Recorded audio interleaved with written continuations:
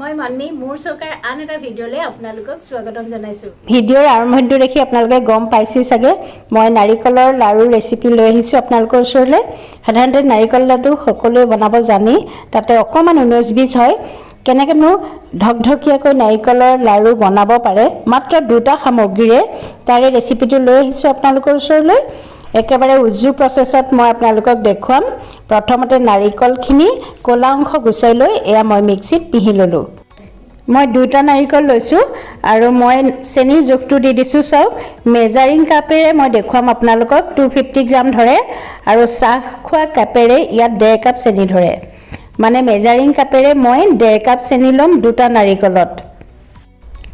প্ৰথমতে এয়া মই 1 কাপ চেনি দিছোঁ। এইটো 250 গ্ৰাম 1 কাপ আৰু এইটো হ'ল আধা কাপ। এতিয়া মই আৰু আধা কাপৰ জোখত চেনি দিছোঁ। টোটেল 2টা নাৰিকল আৰু 1.5 কাপ চেনি দিছোঁ। নাৰিকল আৰু চেনিখিনি মই ভালকৈ মুঠিয়াই সানি ল'ম যাতে নাৰিকলৰ পৰা পানী ওলাই চেনিখিনি গলি যায়।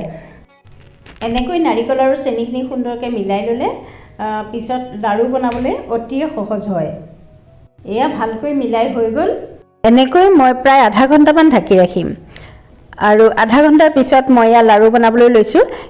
এখন চাফা পেন পাতি লৈছোঁ আৰু নাৰিকলৰ মিশ্ৰণখিনি মন কৰকচোন, সুন্দৰকৈ চেনিখিনি গলি গৈছে আৰু বনাবলৈ এনেকৈ বহুত উজু হয়। ঢকঢকীয়া নাৰিকলৰ লাড়ু হ'বলৈ কেৰাহীখন সদায় চাফা ল'ব লাগে আৰু ডাঠ ল'ব লাগে। ডাঠ হ'লে পটককৈ লাগি যোৱাৰ ভয় নাথাকে। আপোনালোকে প্ৰেছাৰ কুকাৰতো বনাব পাৰে। প্ৰেছাৰ কুকাৰটো লাড়ু খুব সুন্দৰ হয়।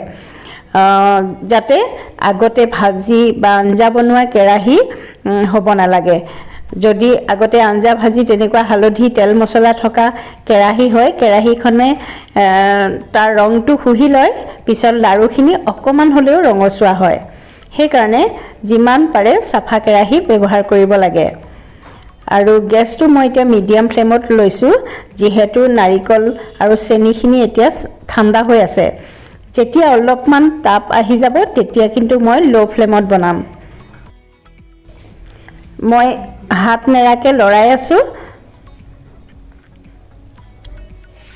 চেনিখিনি অলৰেডি গলিয়ে আছে, সেইকাৰণে লাড়ু বনাবলৈ আমাৰ বেছি সময় নালাগে। আৰু লৰাওঁতে মন কৰিব লাগে, চাৰিওকাষ লৰাব লাগে। যদি ছাইডত কোনোবা এফালে লৰাবলৈ থাকি যায় সেইকণ জেগাতে চেনিটো জ্বলি যায়। মই প্ৰায় 10 মিনিটমান ভাজিলোঁ আৰু চুই চাইছোঁ, এতিয়াও আঠাটো অহা নাই। গোটেই বস্তুখিনি সামৰ খাই আহিব নিজে নিজেই। আৰু অলপমান মই ভাজিম আৰু প্ৰায় 5 মিনিটমান ভাজিম। এয়া চাওক, প্ৰায় 15 মিনিটমান ভাজি হ'লত অকণমান আঠা লাগিছে, হাতত ধৰিছে মই লৰাওঁতে। আৰু এইকণ সময়তে মই গেছটো অফ কৰিলোঁ। আপোনালোকক দেখুৱাইছোঁ, চাওক সুন্দৰকৈ লাড়ু হৈ গৈছে, আঠা হৈছে, লাড়ু হৈছে। এইটোৱেই চিন আৰু ইয়াতকৈ ভাজিব নালাগে। যদি ইয়াতকৈ বেছিকৈ ভজা হয় তেতিয়া লাড়ুটো খহটা হয়, মিহি নহয়। গতিকে সেইকাৰণে মই এইখিনিতে গেছটো অফ কৰি আৰু অকণমান লৰাই দিলোঁ। আৰু এতিয়া মই গোটেই মিশ্ৰণখিনি এখন প্লেটত উলিয়াই লৈছোঁ। এই পইণ্টটোত যদি লাড়ু বনোৱা হয় তেতিয়াহ'লে আমি অকণমান ঠাণ্ডা কৰিও লাড়ুটো বনাব পাৰোঁ।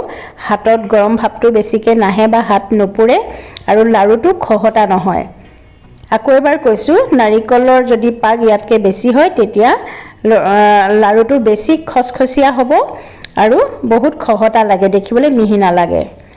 এয়া চাওক, মই অলপমান মুঠিয়াই দুইখন হাতৰ মাজত সমান কৰি দিছোঁ। এনেকৈ দিলে লাড়ুটো খুব সুন্দৰ হয়, মিহি হয় আৰু গোল হয়। এনেকৈ মই সকলোবিলাক লাড়ু বনাই ল'ম। যেতিয়া লাড়ুকেইটা ঠাণ্ডা হ'ব তেতিয়া আৰু বগা হ'ব। এতিয়াই খুব সুন্দৰ বগা হৈছে। মই আপোনালোকক এই চাওক 4টা লাড়ু বনাই দেখুৱালোঁ। বাকীখিনিও মই এনেকৈ বনাই ল'ম। বেছি দীঘলীয়া নকৰোঁ ভিডিঅ'টো। আৰু এয়া লাষ্টৰ অকণমান বাঢ়ি আছে, সেইটোৱে মোৰ আগৰকেইটাৰ সমান নহয় যদিও অকণমান সৰু হৈছে লাড়ুটো। মই এয়া বনাই পেলালোঁ আৰু অকণমান শুকোৱাৰ পিছত আপোনালোকক মই আকৌ দেখুৱাম। এয়া মোৰ নাৰিকলৰ লাড়ু ৰেডি। ৰেচিপিটো কেনেকুৱা পালে জনাবলৈ নাপাহৰিব আৰু টিপছকেইটা যদি ভাল পালে তেন্তে লাইক কৰিব, কমেণ্ট কৰিব আৰু বন্ধুবৰ্গৰ লগত শ্বেয়াৰ কৰিব। যিসকল নতুন দৰ্শক মোৰ চেনেল চাই আছে, আপোনালোকে যেন মোৰ চেনেলটো ছাবস্ক্ৰাইব কৰি লয়। তেন্তে আজিলৈ আহোঁ। ভিডিঅ'টো চোৱাৰ বাবে বহুত বহুত ধন্যবাদ।